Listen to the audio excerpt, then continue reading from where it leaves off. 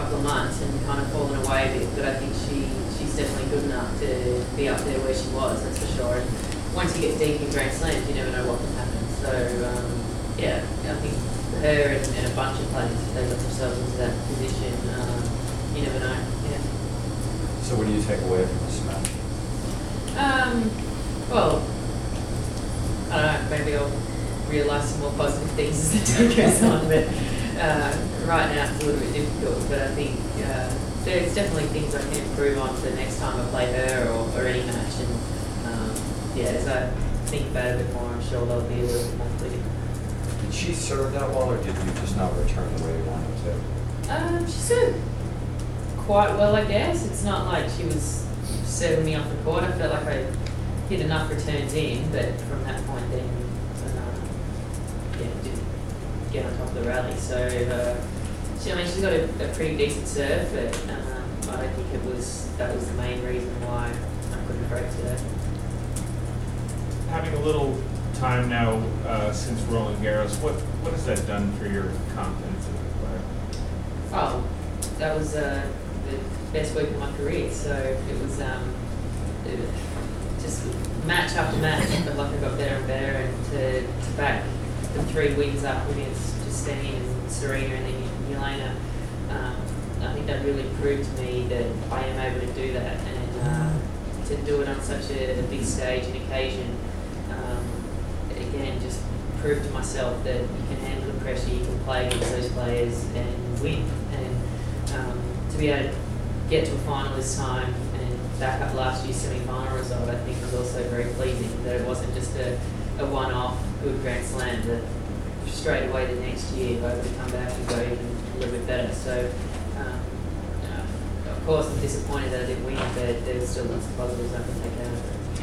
Sam, we talked about this yesterday. Some of the younger players like Azarenka, they're good momentum players. Did you feel like you needed maybe to get on top of the match when you walked on court early so she didn't gain all the speed and confidence and all that? Yeah, absolutely. I remember that from last time I played her, and yeah, once they kind of get on the roll, it's definitely hard to stop. So I think if you keep it tight at the start, maybe make them feel a little bit more pressure then towards the end of the sets where you might be able to make a few gains. And but if you're 5-2 down, it's hard to make them feel that much pressure when you're serving to stay in the set or returning. So I think it's definitely probably more important to get someone like them to really get on top and or at least stay with them for as long as possible. How has the power changed since you first broke in on tour now? Well, for sure the game keeps getting faster and harder and all that, even since I came. But I think my generation kind of grew up with that, and that's how I've always seen tennis and liked to play. So I don't think it's changed too much since I first started, but you can definitely see that there's a huge increase in all that, probably the last 10, 15 years, and it's probably only going to get more like that. So how hard do you practice the next 2 days before you play your first match in San Diego? Do you take it easy a little bit, or do you feel like I got to get on the practice court right now?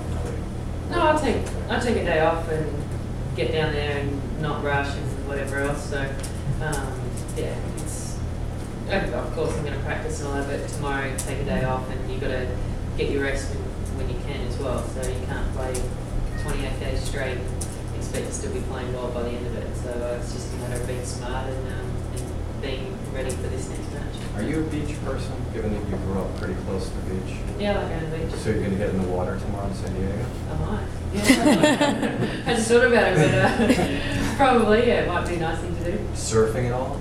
I don't know if I'll be surfing, but maybe falling off a board or something like that. Do you feel healthy? One week in, you're holding up okay? Yes, I mean, so far so good. There's always little niggles and whatever that you have to sort out, but hopefully none of those are going to turn into anything major, and by the end of the summer I'll be 100%. What is the best way for you to kind of just forget the loss and move on, especially when you get to this stage in the tournament? How do you zero it off? Well, Well, it's, I mean, you lose nearly every week, so you kind of, you work it out